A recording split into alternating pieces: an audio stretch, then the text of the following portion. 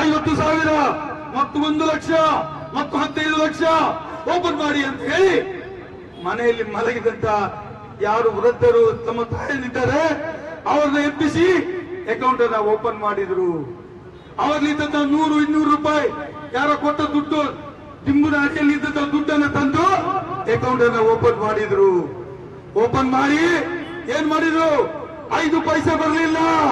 ಬ್ಯಾಂಕಿಗೆ ಹೋಗಿ ಕೇಳಿದ್ರೆ ದುಡ್ಡು ಬತ್ತಿನ ಕೇಳಿದ್ರೆ ಮ್ಯಾನೇಜರ್ ಹೇಳ್ತಾನೆ ಬೈಜಿ ಅಂತ.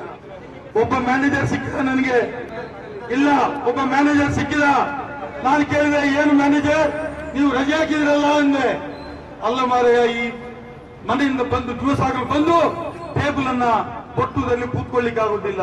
ದುಡ್ಡು ಬಂತ ಇನ್ನು ಸತ್ಯ ಹೋಗ್ಲಿ ಅಂತ ರಜೆ ಹಾಕಿ ಮನೆಯಲ್ಲಿ ಕೂತಿದ್ದೆ.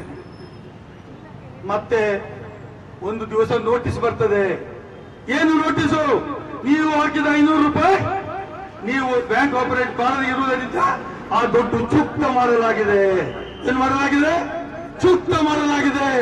ನಿಮ್ಮ ಪುಸ್ತಕ ರದ್ದು ಮಾಡಲಾಗಿದೆ. ಆಚೆ ದುಡ್ಡು ಇಲ್ಲ, ಈಚೆ ಕಿಸೆಯಲ್ಲಿ ಇದ್ದದ್ದು ಬ್ಯಾಂಕಲ್ಲಿ ಹಾಕಿದ ದುಡ್ಡು ಇಲ್ಲ. ಇಂಥ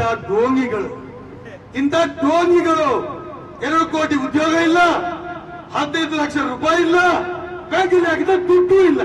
ಇವತ್ತು ಬ್ಯಾಂಕಿಗೆ ದುಡ್ಡು ಹಾಕಬೇಕಾದ್ರೆ ನಾನು ವೇದವಾಸ್ ಕಾಮತ್ತು ಇಲ್ಲಿಯ ಶಾಸಕರು ಮೊನ್ನೆ ಪತ್ರಿಕಾಗೋಷ್ಠಿಯಲ್ಲಿ ಮಾತಾಡ್ತಾ ಇದ್ರು.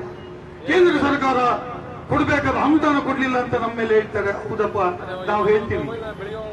ನೀವು ಇವತ್ತು ನೀವು ಒಬ್ಬ ವ್ಯಾಪಾರಸ್ಥರು, ನೀವು ಬ್ಯಾಂಕಲ್ಲಿ ದುಡ್ಡು ಹಾಕಬೇಕಾದ್ರೆ ಅದಕ್ಕೆ ಸುಂಕ ಕೊಡಬೇಕು. ದುಡ್ಡು ತೆಗಿಬೇಕಾದ್ರೆ ಅದಕ್ಕೂ ಸುಂಕ ಕೊಡಬೇಕು.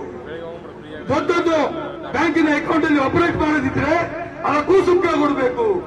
ಪ್ರತಿಯೊಂದಕ್ಕೂ ಸುಂಕವನ್ನ ವಸೂಲಿ ಮಾಡುವಂತ ಕೇಂದ್ರದ ಬಿಜೆಪಿ ಸರ್ಕಾರದ ವಿರುದ್ಧ ತೀವ್ರವಾದಂತಹ ಜನಾಕ್ರೋಶವನ್ನ ನಾವು ವ್ಯಕ್ತಪಡಿಸ್ತಾ ಇದ್ದೇವೆ.